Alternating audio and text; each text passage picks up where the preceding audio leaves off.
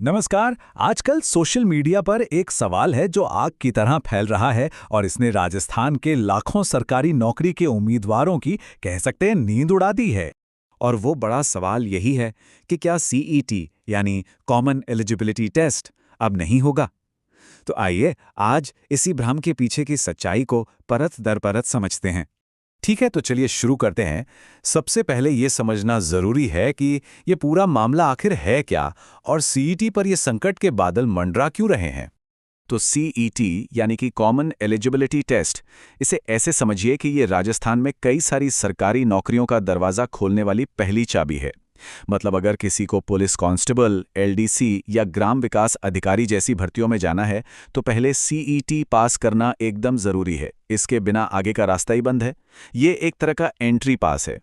तो अब सवाल ये है कि आखिर समस्या की जड़ क्या है।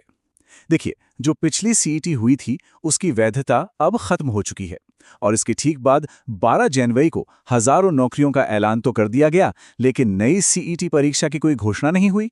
नतीजा, आज की तारीख में कोई भी उम्मीदवार इन भर्तियों के लिए पात्र ही नहीं है, क्योंकि किसी के पास भी एक वैलिड सीईटी स्कोर नहीं है।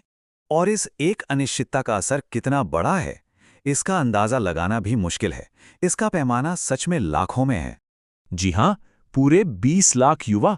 सोचिए, ये वो नौजवान हैं जिनके करियर की सारी योजनाएं, सारी तैयारियां इस एक परीक्षा की अनिश्चितता के कारण बीच में ही लटक गई है।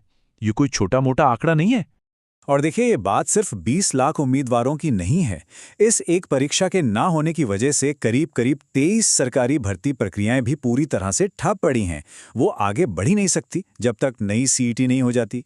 अच्छा, अब मन में ये भी सवाल आ सकता है कि अगर आज घोषणा हो भी जाए तो क्या फर्क पड़ेगा। तो यहाँ एक बहुत ज़रूरी बात समझने वाली है।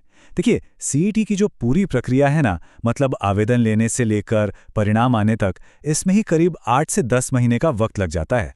तो अगर हम सब कुछ जोड़कर देखें तो इसका सीधा सा नतीजा यह है कि नई सरकारी नौकरियों के लिए कम से कम 1 से 1.5 साल की देरी हो सकती है। और ये एक बहुत बहुत लंबा इंतजार है। तो इस पूरी समस्या पर, इस पूरे कन्फ्यूजन पर अधिकारियों का क्या कहना है? अफवाहों से हटकर चलिए अब सीधा आधिकारिक पक्ष जानते हैं। इस पूरे मामले में जो सबसे अहम और आधिकारिक आवाज है वो है राजस्थान कर्मचारी चयन बोर्ड के अध्यक्ष श्री आलोक राज की। उन्होंने इस भ्रम को दूर करने की कोशिश की है। उन्होंने बिल्कुल साफ साफ कहा है कि देखिए, परीक्षा में देरी इसलिए हो रही है क्योंकि सरकार की तरफ से अभी तक निर्देश नहीं मिले हैं और वजह यह लगती है कि सीईटी के नियमों में कुछ बदलावों पर काम चल रहा है।